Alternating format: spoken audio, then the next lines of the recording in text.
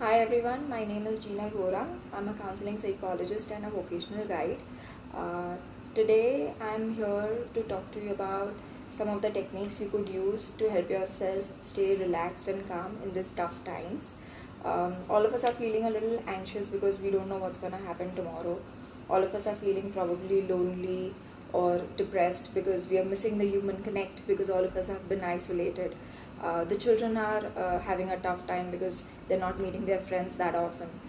So here I am trying to do an art therapy technique with all of you to help you stay calm, relaxed, and helping you express all the negative emotions that you are feeling at this point. Um, we are going to learn something called a mandala, drawing a mandala. Now, what is a mandala exactly? Mandala is basically uh, um, a circular object. It comes from the Sanskrit word mandal, which means completeness or circularness. Okay, we believe that the universe is circular.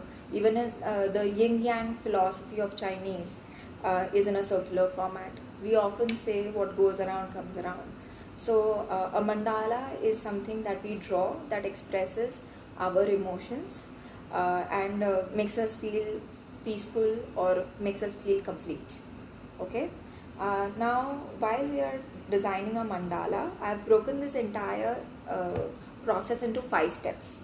Okay, I will explain each step to you as and when we come.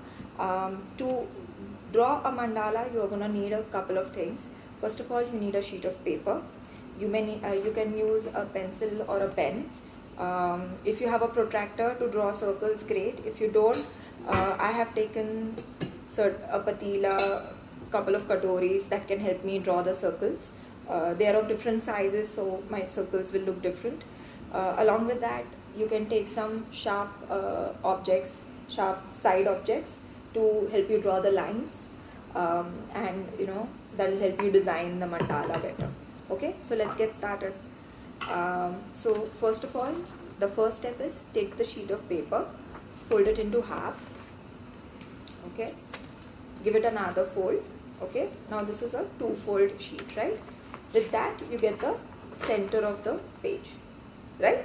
Once you are done with that, keep the center in mind and place the biggest circle out.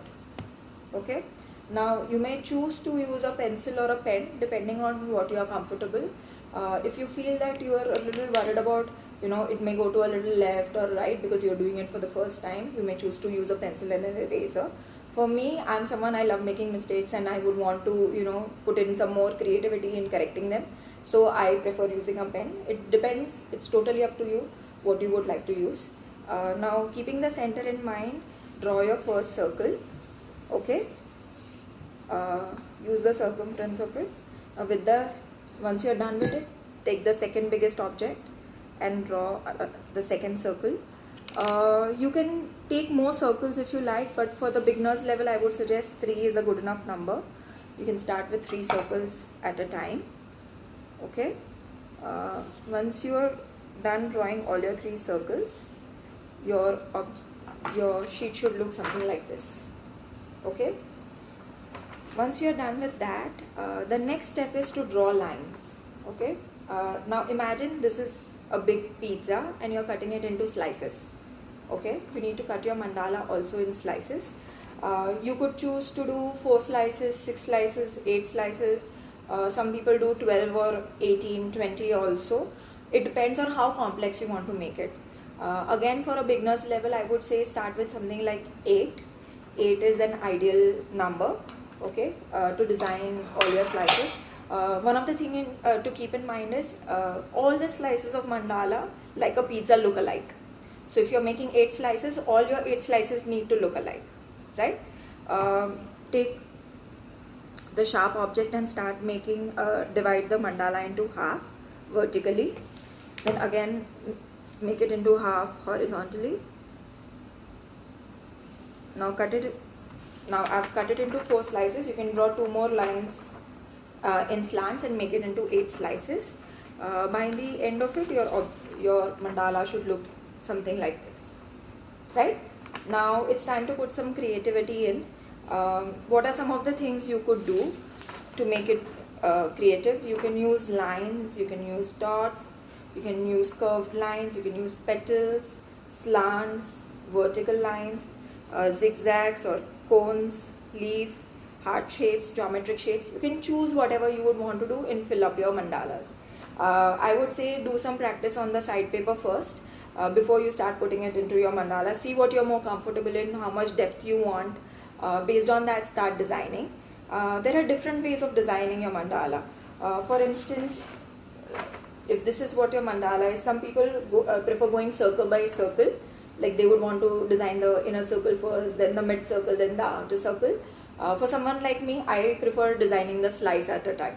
Like I would want to design, put my creativity in one slice and then kind of replicate it out in the rest of the slices. Your approach depends on your comfort zone.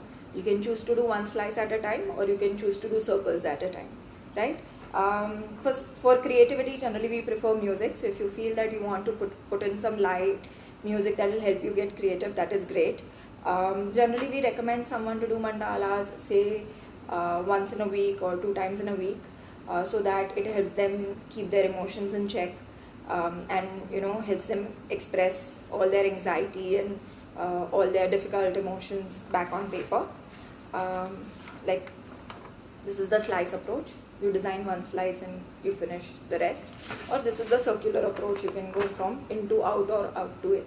It depends on you. Some people like coloring their mandalas as well. For instance, if you don't have enough time, there are lots of mandalas available online. You can just download some, print them out and start coloring them. You can leave out some spaces, you need not fill all of it, but if you feel like, you can color the whole of it. It depends on you, your creativity, the way you would like to do it. A mandala could look as simple as the one we drew, or it could get as complex as this. It depends from person to person and how much practice you are putting in.